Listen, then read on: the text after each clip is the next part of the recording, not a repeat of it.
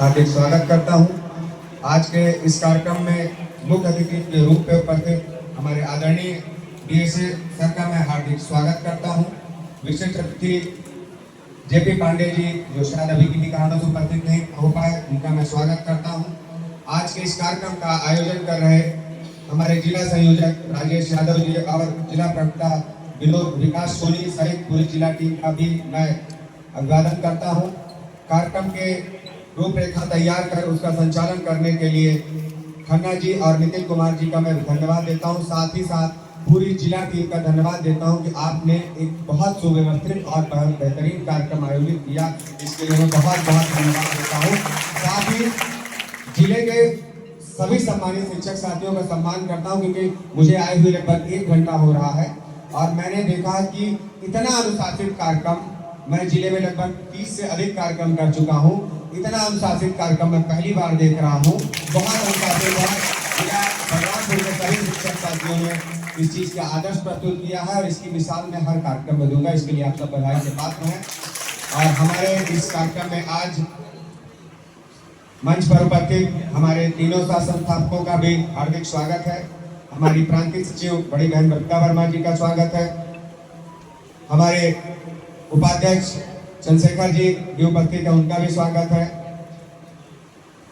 और विशिष्ट बीटीसी और विभिन्न संघों से जुड़े बड़े भाई चौहान जी का भी हमारी तरफ से स्वागत है, अभिनंदन है। और विभिन्न जनपदों से आए हमारे जिला महाराजगंज, श्रावस्ती और आपके बहराइच से जिला टीमें आई हैं, सिद्धार्थनगर, उनका भी मैं स्वागत करता हूं। सर्वप्रथम मैं आपको सूचित कर देना चाहूंगा, मेरा क्रम यह नहीं है बोलने का। मेरा हमेशा नियम रहा है कि मैं सबसे अंतिम वक्ता के रूप में बोलता हूं। तो सबसे पहले जिन वक्ताओं से पहले मैं बोल रहा हूं उनसे क्षमा करता हूं, क्योंकि एक अति आवश्यक कार्य ऐसा आ गया था कि विपरीत परिस्थितियां ऐसी बन गई थी कि शायद आ पाना मुश्किल था। लेकिन फिर भी मैंने सोचा कि थोड़ा उधर मैनेज करूंगा, थोड़ा इधर मैनेज करूंगा, लेकिन मैं कार्यक्रम मिस नहीं करूंगा। बलरामपुर के शिक्षक साथियों से मिलने का अवसर नहीं खोऊंगा। और मैं अंत में मैंने आने का फैसला लिया कि कम समय में सही, लेकिन मैं जाऊंगा जरूर। और मैं आया, इसलिए क्रम थोड़ा सा करना पड़ा। अपनी बात रखने से पहले मैं आप सबको आश्वस्त करना चाहूंगा कि संबोधन के थोड़ी देर बाद मजबूरन मुझे जाना पड़ेगा, जिसके लिए मुझे खेद है कि मैं पूरे कार्यक्रम का देख नहीं पाऊंगा, साक्षी नहीं बन पाऊंगा। लेकिन आप सबसे निवेदन है कि उसके बाद भी कार्यक्रम है, जिला टीम है, हमारे प्रदेश की टीम है, वो बहुत सारी बातें आपको बताएंगे, उसको सुन कर जाइएगा। तो चलिए आज का संबोधन स्टार्ट करते हैं इसी बात से कि यह सभा का आयोजन क्यों, क्या जरूरत है। अक्सर लोग पूछ लेते हैं, आप घर जाएंगे आप तो पूछ लेंगे कहाँ गए थे भैया, टीएससीटी का एक श्रद्धांजलि कार्यक्रम था, वहां गए थे। अरे सहयोग तो हो गया, ये सब चोचलेबाजी की क्या जरूरत है। अगर सामान्य दृष्टि से देखा जाए तो अगर कोई कहता है ये चोचलेबाजी है, तो सामान्य दृष्टि से देखेंगे तो उसके दृष्टिकोण से सही हो सकता है। लेकिन यह दृष्टिकोण आपको भी बदलना है। आपको तो बदला हुआ है, तभी आए। जो ऐसा कहते हैं उनका दृष्टिकोण बदलना है। नहीं, ये निरर्थक नहीं है, इसके पीछे बहुत बड़ा उद्देश्य है। सबसे बड़ा उद्देश्य, हर अच्छे कार्य का प्रचार जरूर होना चाहिए। हर अच्छे कार्य का प्रचार जरूर होना चाहिए। आज आप देख लीजिए, मार्केट में गुटखा, मैगी, इतनी सारी नुकसानदायक चीजें इसलिए बिक रही है क्योंकि उनका प्रचार बड़ा अच्छा है, और अच्छी चीजें इसलिए नहीं बिक रही क्योंकि उनका प्रचार ही नहीं है। तो ये मजबूरी है कि ये डिजिटल जमाना है और भौतिक युग है, और अच्छाई को अपना प्रचार स्वयं करना पड़ता है। जबकि बुराई, अगर अभी आपसे एक गलती हो जाए, छोटी सी एक मास्टर से गलती हो जाए, सारे पेपर वाले छाप देंगे कि फला मास्टर ने ये गलती करी। लेकिन मास्टर, वही मास्टर इतनी बढ़िया प्रस्तुति दी है, इतनी बढ़िया प्रस्तुति दी है। बेसिक 3 बच्चों ने, आदरणीय बीएसए साहब नहीं थे, लेकिन शायद जिले के मुखिया उनको देखने का अवसर प्राप्त हुआ होगा। कोई भी कॉन्वेंट स्कूल के बच्चों से इनकी तुलना कर दी जाए कि ये बच्चे पिछड़े नहीं पाए जाएंगे। ऐसे शिक्षकों का नाम होना चाहिए, पेपर में आना चाहिए, लेकिन कई बार नहीं आ पाता। क्यों? क्योंकि अच्छी चीजों का प्रचार नहीं है। आपकी यह जिम्मेदारी बनती है, हमारी जिम्मेदारी बनती है कि इन बच्चों का प्रचार, इन शिक्षकों का प्रचार हम करें। हमारे बेसिक शिक्षा विभाग में बहुत सारी अच्छाइयां हैं, लेकिन वो बाहर जा नहीं पाती है। इसी तरह टीएससीटी एक ऐसा अभियान है जिसका प्रचार होना चाहिए, इस वजह से करता हूँ। दूसरी बात, अभी तक क्या होता था, श्रद्धांजलि कार्यक्रम होते थे। ऐसा नहीं कि श्रद्धांजलि सभा का नाम हम लेके आए, इससे पहले ऐसा कुछ होता नहीं था। इससे पहले होता था, लेकिन किसके लिए होता था? सांसद जी के लिए होना, सांसद जी के न रहने पे, मंत्री जी के न रहने पे, किसी बड़े उद्योगपति के न रहने पे, किसी फिल्म अभिनेता के न रहने पे। लेकिन क्या किसी ने कल्पना करी थी एक सामान्य शिक्षक जिसकी मृत्यु हो जाने पर कोई छुट्टी लेके उसके घर तक जाना नहीं समझता था, उसकी श्रद्धांजलि में जिले के मुखिया से लेके प्रदेश के बड़े बड़े मंत्री विधायक उपस्थित होंगे? क्या किसी ने कल्पना की थी? लेकिन हमारा यह लक्ष्य था कि शिक्षकों के परिवार को सुरक्षा तो देंगे, हम शिक्षक को तो कुछ नहीं दे सकते लेकिन उसके परिवार को सुरक्षा देंगे। लेकिन शिक्षक को एक चीज दे देते हैं, उसका सम्मान, और उसका सम्मान हम जीते जी भी दिलाएंगे, उसके लिए हम प्रयासरत हैं। लेकिन अगर उसका हमारे बीच नहीं रहता तो उसको श्रद्धांजलि सभा आयोजित करके उसको कम से कम अंतिम विदाई सम्मान तरीके से तो दे पाए। एक उद्देश्य यह भी था। तीसरा उद्देश्य क्या था? अक्सर लोग पूछ लेते हैं, यह बहुत बड़ा उद्देश्य, इस उद्देश्य को याद करके जाइएगा।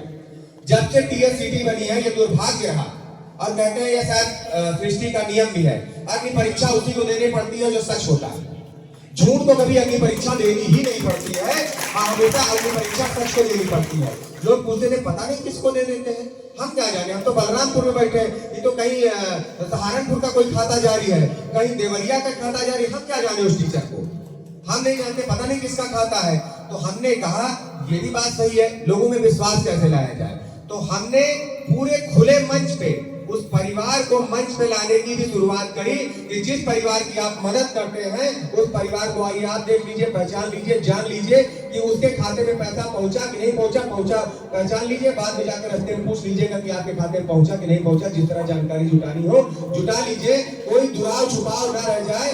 पारदर्शिता की एक नई मिसाल कायम करने के लिए हम परिवार को भी सामने लगे कि वो जिस परिवार को आपने मदद की वो परिवार मेरा अकेला नहीं है, वो परिवार आपका भी है। आप उस परिवार से मिलिए, सिर्फ आर्थिक सहयोग मत दीजिए, उसको मिलकर आत्मबल भी प्रदान करिए कि आपके जीवन में आपके साथ आपके सुख दुख में हम खड़े हैं। आज वो परिवार हमारे बीच उपस्थित है, जिले के इतने शिक्षक साथियों को देख के वो गदगद हो रहा होगा। जितना खुशी उसको, जितना संतोष उसको आर्थिक लाभ पे मिला होगा, अपने और अपने परिवार के लिए, स्वर्गीय आबिदा खातून के लिए जिले के इतने शिक्षकों को उपस्थित देखकर उनका दिल गदगद हो रहा होगा। उनको एक सुरक्षा का एहसास दिलाने के लिए भी इस कार्यक्रम का आयोजन किया जाता है। और मैंने कहा कि हमेशा सच को अपनी परीक्षा देनी पड़ी है, और बिल्कुल सही बात है। इसकी उत्पत्ति, टीचर सेल्फ केयर टीम की उत्पत्ति बड़ी अग्नि परीक्षा भी हुई। जब पूरी मानवता की अग्नि परीक्षा चल रही थी, उसी विपरीत परिस्थिति में कहते हैं जब भी कोई मुसीबत आती है तो वो एक नई शुरुआत करके जाती है, नई दिशा में देखे जाती है। कोरोना आया, कोरोना की बहुत सारी बुराइयां थी, लेकिन कुछ अच्छाइयां भी देके गया। उसने सिखाया कि अपनों से जुड़ के रहो, गांव से जुड़ के रहो, अपनों से जुड़ के रहो, कुछ भविष्य के लिए सोच के चलो, और सिर्फ रोज खाओ और रोज उड़ा दो और भौतिकता में मत जियो, कुछ परमार्थ भी करते रहो। ये कोरोना सिखा के चला गया, कब चले जाओगे कुछ नहीं पता है, इसलिए थोड़ा सा समझ जाओ। उस बुरी चीज ने भी हमको ये सिखाया, और उस बुरी चीज से पहले भी ऐसा नहीं कि इससे पहले हम मदद नहीं करते थे, मदद करते थे। आपके जिले में भी हुई होगी, आपने भी की होगी, लेकिन क्या था, हम ब्लॉक में बटे थे। हमारे ब्लॉक के शिक्षक की डेथ हुई तो ब्लॉक के पूरे शिक्षक एक्टिव हो गए। जिस संकुल का टीचर था वहां के शिक्षकों ने हजार दे दिया। जैसे ही संकुल से बाहर निकले धीरे से 500 हो गया, और जैसे ही ब्लॉक से बाहर निकले तो 100 रुपया भी नहीं रह जाता था। दूसरे ब्लॉक वाला एक ही काम करता था, व्हाट्सएप पे लिख देता था दुखद ओम शांति, और नीचे लाइन लिख देता था तनख्वाह कब आएगी। यही होता था। ब्लॉक की संवेदना ब्लॉक तक सीमित, जिले वाले से मतलब ही नहीं भाई।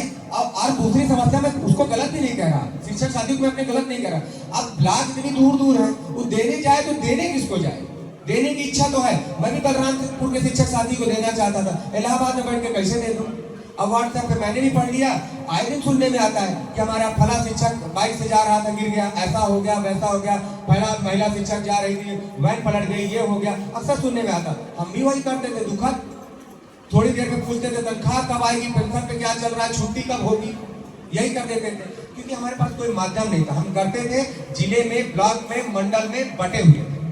लेकिन कोरोना के काल में टीचर सेल्फ केयर की उत्पत्ति होती है, और पूरे उत्तर प्रदेश के शिक्षकों को उसने एक धागे में पिरो दिया, और एकता की मिसाल जो कबूतर और कौवे और दुनिया भर की लकड़ी की देखते थे, उसकी जीती जाती मिसाल कायम कर दी। अभी तक हम लोगों ने अपने बचपन में कबूतर की एकता कहानी सुनी, और राजा 4 लकड़ियों को जोड़ के तोड़ने की कहानी सुनाता था। ना राजा रहे न कबूतर दिखते हैं इतने कि जाल न बहेलिया दिखता है। अब आपको कहानी सुनानी है तो बच्चों में व्यवहारिक कहानी सुनाइए, अपनी कहानी सुनाइए, अपने टीएससीटी की कहानी सुनाइए। एकता में कैसे दल होता है। 21 रुपए से इकट्ठा करके हर महीने 5 से 6 करोड़ रुपए इकट्ठा करते हैं और 10 परिवारों की मदद करते हैं। क्या एकता की इससे बड़ी कोई मिसाल हो सकती है क्या? इससे बड़ा कोई उदाहरण हो सकता है क्या? इससे जीता जागता बड़ा उदाहरण कोई हो ही नहीं सकता। तो ये उदाहरण दीजिए, ये उदाहरण दीजिए। और आप सभी ने इस सहयोग में जो विश्वास जीता है, जो टीएससीटी हर विपरीत परिस्थिति आपको मजबूत, जब विपरीत परिस्थिति आती है बहुत परेशान करती है, बहुत परेशान करती है, बहुत तकलीफ देती है, लेकिन आप जहां पहले खड़े थे और अपनी विपरीत परिस्थिति के बाद निकल के जहां खड़े होते हैं, तुलना कर लीजिएगा पहले और निकल के खड़े होने पे आप मंच के और पक के निकल के आते हैं और मजबूती से आगे आते हैं। टीएससीटी ने भी इस सहयोग अलर्ट में वही काम किया है। आरबीआई की कुछ रूलिंग की वजह से वो अपनी जगह सही है, हम उनको गलत नहीं कहते। टेक्नोलॉजी में कुछ परिवर्तन किए, कुछ लिमिट लगा दी।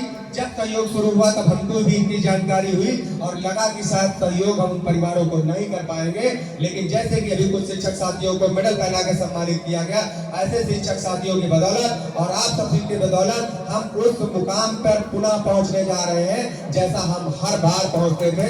लाख विपरीत परिस्थिति आ जाए, लाख विपरीत परिस्थिति आ जाए, आप सब ने यह विश्वास दिलाया है कि कितनी भी विपरीत परिस्थिति हो, हम टीएससीटी से जुड़कर अपने दिवंगत शिक्षक साथी के परिवार का साथ नहीं छोड़ेंगे।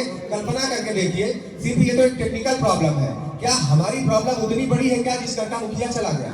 उस विधवा से पूछिए, उन बच्चों से पूछिए जिसके माँ बाप चले गए, क्या उनकी समस्या से बड़ी हमारी समस्या हो गई क्या कि हमारा फोन पे नहीं चल रहा है, हमारा फोन पे नहीं चल रहा, हमारा गूगल पे नहीं चल रहा है? क्या उससे बड़ी समस्या है? नहीं। अगर उसकी समस्या की आप कल्पना कर लेंगे तो आपकी समस्या उसकी समस्या के आगे कुछ नहीं है, 5 मिनट लगता है। अगर ये समस्या आई, आप सबने साथ दिया, इसके लिए बहुत बहुत धन्यवाद। निश्चित तौर पे यह सहयोग आप सबके बदौलत हुआ। मैं जानता हूँ कि 400, 500 ट्रांजेक्शन करने वाले लोग हैं, अपने खाते से किया, रात भर जाके किया है। और मैंने स्वयं अब तक 70 शिक्षक साथियों का सहयोग करके रसीद अपलोड करी। मैं अध्यक्ष के साथ साथ एक कार्यकर्ता भी, और कार्यकर्ता बनकर मुझे काम करने में अच्छा लगता है। मैंने खुद ऐसा नहीं कि मैंने आपको काम दे दिया मैं काम नहीं करूंगा, मेरा जिला टीम काम करे मैं काम नहीं करूँ। मैं खुद अपने जिले की जिम्मेदारी उठाता हूँ और अपने जिले के संयोजक से कहता हूँ कि जैसे आप बाकी जिले के साथियों को काम बांटते हैं, मेरा भी काम बांट दीजिएगा, मेरा भी हिस्सा दे दीजिएगा। जिले में मेरा भी योगदान आप लेते रहिए कि जो क्या कहते हैं पारिश्रमिक होता है, जो भी आप मेरा समय लेना चाहते हैं वो समय लीजिए। प्रदेश स्तर पर मेरी जो जिम्मेदारी है वो निर्वहन करूंगा, लेकिन जिले स्तर पर भी मेरी जिम्मेदारी है जो निर्वहन करूंगा। आपने इस घोर विपरीत परिस्थिति में भी टीचर सेल्फ केयर टीम से जुड़कर उन परिवारों को 10 परिवारों को जो योगदान दिया, इसके लिए मैं आप सभी को नमन करता हूं और आपको आश्वस्त करता हूं कि जो भी समस्या आई है उसका हमने अंत कर दिया है, वो समस्या दोबारा खड़ी नहीं हुई है। अगली बार भी मैं आपको कहता हूँ, इस समस्या को भी हमने पॉजिटिव लिया है। ये समस्या में थोड़ा सा परेशान करके गई, लेकिन बहुत बड़ा देके गई। आप सब अक्सर परेशान रहते थे, एक साथ 10 अध्यक्ष जी देने में दिक्कत नहीं है, 10 सहयोग करके 10 रसीद अपलोड करने में बहुत पंचायत हो जाती है, परेशान हो जाते हैं। आपको आश्वस्त करते हैं कि अगली बार से 10 ही परिवारों का सहयोग होगा, लेकिन आपको सिर्फ एक सहयोग करना पड़ेगा और एक रसीद अपलोड करना। यही समस्या समाप्त, 10 सहयोग का चक्कर समाप्त। अगली बार आपको एक ट्रांजैक्शन करना है और एक रसीद अपलोड करनी है, यही समस्या समाप्त। विपरीत परिस्थिति हमें नई राह में दिखा के गई ना, जब विपरीत परिस्थिति आती है तो बदलाव लेके करनी जाती है। आज टीएससीटी परिवार इतना बड़ा हो गया है, आदरणीय बीओ साहब को बताना चाहूंगा कि हमारा परिवार लगभग 3.5 लाख का हो चुका है। उत्तर प्रदेश के लगभग 3.5 लाख शिक्षक साथी इससे जुड़ चुके हैं और प्रत्येक माह हम 10 परिवारों की मदद करते हैं और लगभग 5 से 6 करोड़ रुपए की मदद हम करते हैं और प्रत्येक परिवार को लगभग 52 से 55 लाख के बीच मदद करते हैं। और ये भी मात्र 100, 200, 500, 1000 देकर नहीं, 20 और 21 और 22 रुपए देकर इतनी बड़ी मदद करते हैं। अगर एक साथ कहीं से फंड उठाया जाए, मुख्यमंत्री कोष से 50-50 लाख दे दिया जाए, वो एक अलग बात है, वो एक अलग बात। इंश्योरेंस कंपनी दे दे, वो एक अलग बात है। लेकिन 2.5 से 3 लाख लोग मिलकर 20-20 और 21-21 रुपए अपनी सद्भावना के साथ देते हैं। टीएससीटी की सबसे खास बात यह है, मेन बात यह है कि सब छोटे छोटे बूंद बूंद से खड़ा भरता है।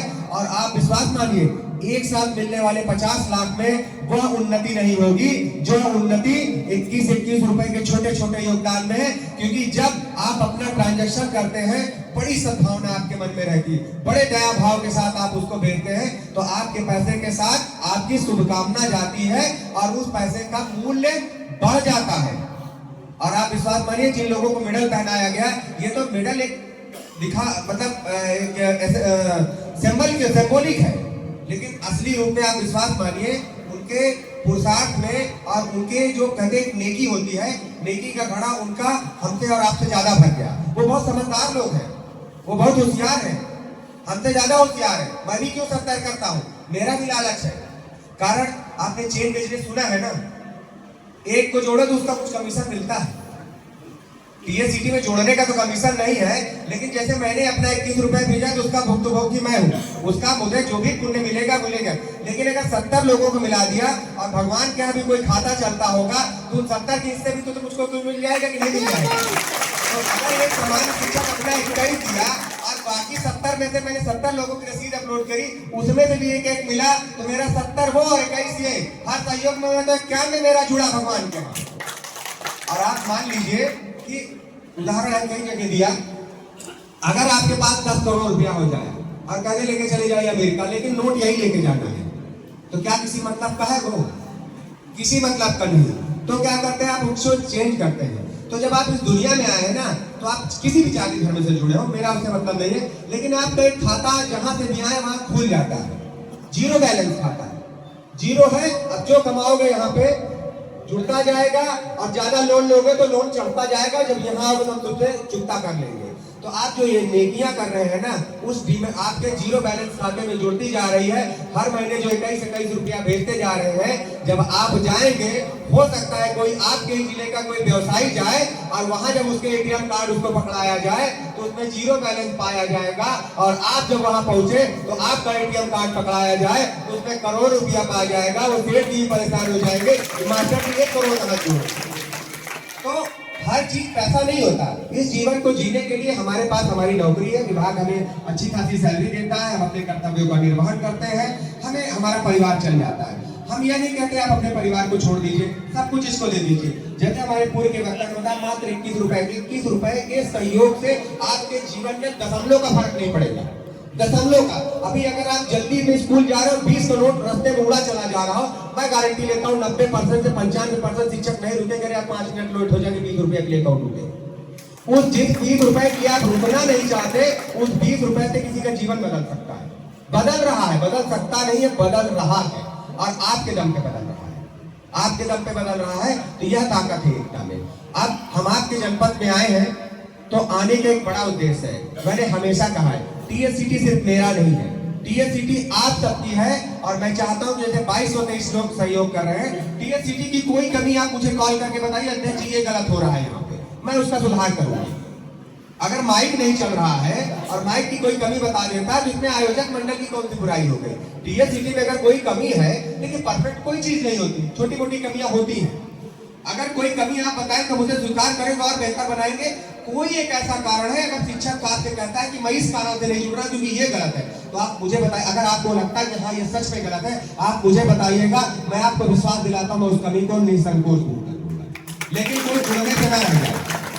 और ट्रांसपेरेंसी इतनी, मैं आपको आश्वस्त करता हूँ, चाहे मैं हूँ, चाहे मेरा रिश्तेदार हो, चाहे आपका रिश्तेदार हो, चाहे आपका पड़ोसी हो, चाहे आपका स्टाफ हो, अगर नियम से जुड़ा, ये हमारी मजबूरी है। मानवता तो ये कहती है सबका सहयोग होना चाहिए, लेकिन अगर सब लेने के लिए जुड़ेंगे तो देने वाला कहाँ से लाएंगे? इसलिए हमारी मजबूरी है नियमों को बनाना, और नियमों का पालन करते हैं। और नियमों के पालन के विपरीत जाके कभी किसी का सहयोग नहीं होगा, चाहे कोई कितना बड़ा दबाव डाला ले, कुछ भी कर ले। मैं क्षमा चाहूंगा अभिला खातून जी के परिवार से। जब इनका मैटर आया हमारे पास तो थोड़ा सा हमें पता चला कि शायद गंभीर बीमारी का प्रकरण है, और हमारी नियमावली कहती है कि गंभीर बीमारी की स्थिति में 15 महीने का लॉकिंग पीरियड पूरा करना है। देखा गया तो उसमें कुछ कम था, हमने जांच करी, डिले हुआ, तमाम शिक्षक साथियों ने दबाव भी बनाया। हमने कहा नहीं, जब तक हम जांच कंप्लीट नहीं कर लेंगे और नियमों की कसौटी में इसको खरा नहीं पाएंगे, हम सहयोग नहीं करेंगे। मैं आपको अपना उदाहरण दे दूं, हमारे चाचा जी के संदीप, वो भी शिक्षक है। मैं सही बता दूं, मैं अपने रिश्तेदार को नहीं कहता टीएससीटी जुड़ जाओ, क्योंकि जानते सब हम काहे भाई, आपको सोचना है ना, नेकी काम का आप सोचिए जुड़ना है कि नहीं जुड़ना है। जब आप जानते हैं तो किस बात का इंतजार करते हैं। उनको ब्रेन ट्यूमर था और वो नहीं जुड़े, और जब उनकी हालत बिगड़ने लगी तो 7 माह पूर्व, मृत्यु से 7 माह पूर्व जुड़ गए, और 7 माह पूर्व जुड़ गए और जुड़ने के बाद सहयोग शुरू कर दिया। और दुखद रहा कि 7 माह बाद वो एक्सपायर कर गए, और जब एक्सपायर कर गए तो पूरा रिश्तेदार दबाव में लग गया कि अध्यक्ष तो तुम ही हो, छुपा लो। मैंने कहा समस्या तो यही कि मैं ही अध्यक्ष हूँ, मैं सदस्य होता तो मैं छुपा ले जाता, लेकिन मैं अध्यक्ष हूँ और मैं जानता हूँ, मुझे किसी सबूत की जरूरत नहीं है, मैं खुद जानता हूँ। और टीएससीटी मेरी बपौती थोड़ी ना है। टीएससीटी में 3 लाख लोगों का विश्वास जुड़ा और विश्वास को बनाए रखना मेरी जिम्मेदारी है। मैं जानता हूँ कि गंभीर बीमारी का मैटर है, मैं सहयोग नहीं कराऊंगा। चाचा और चाचा का परिवार नाराज हो गया, मैंने कहा ठीक है, एक परिवार नाराज हो रहा था, 3 लाख परिवारों का विश्वास नहीं तोड़ सकता, उसको नाराज नहीं करूंगा। और मैंने सहयोग नहीं कराया। कौशाम्बी का मैटर है, आपके स्वामी के टीचर से जुड़े होंगे, पता लगा लीजिए, मैंने सहयोग नहीं कराया।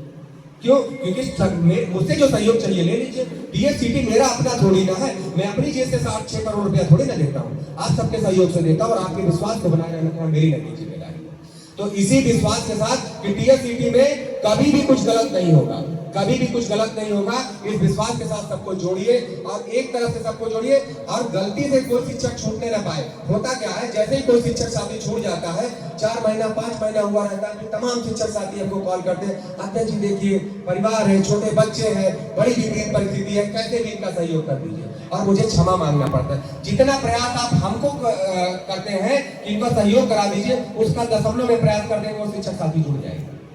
बातें तो बहुत सारी हैं, समय कम है, हमारे वक्ता भी बहुत है, आप सब आए इसके लिए बहुत बहुत धन्यवाद। अभी तक हमने मिलकर इतने लोगों को जुड़ा है, और आप सब मिलकर, मुझे विश्वास है कि अगर 6.5 महीने में कभी दोबारा आने का अवसर प्राप्त हुआ तो मैं विश्वास मानता हूँ कि बलरामपुर का 90% शिक्षक जुड़ चुका होगा, ये मुझे पूरा विश्वास है। इतने लोग बैठे का 10 लोगों को भी जोड़ दिए तो सारे लोग जुड़ जाएंगे, सारे लोग जुड़ जाएंगे। और कभी भी कोई कमी नजर आएगी तो निसंकोच मुझे कॉल करके, या हमारी क्रांति टीम हमारे साथ संस्थापकों को कॉल करके आप बताइएगा, हम आपके विचारों का स्वागत करते हैं, और आपको हम निश्चित करते हैं कि अगले माह से जो भी सहयोग होगा उसमें आपको एक सहयोग करना है, एक रसीद अपलोड करनी है। यही विश्वास, यही समर्थन, यही प्यार हमको देते रहिएगा, क्योंकि आपका यही प्यार और विश्वास हमें मजबूती प्रदान करता है, ऊर्जा देता है कि हम बेहतर काम करते रहें। इन्हीं शब्दों के साथ आप सभी को पुनः धन्यवाद देता हूँ। हमारे इस कार्यक्रम में हमारे सहभागी स्टेट बैंक ऑफ इंडिया और क्या कहते हैं प्रथमा यूपी ग्रामीण बैंक को धन्यवाद देता हूँ। अब सुझाव देता हूँ, ये मैं इनकी तरफ से सुझाव नहीं देता, शिक्षक के नाते सुझाव देता हूँ कि आपका जिस बैंक में भी खाता है, अपने खाते को सैलरी में जरूर कन्वर्ट करा लीजिएगा, उसके बहुत सारे फायदे हैं।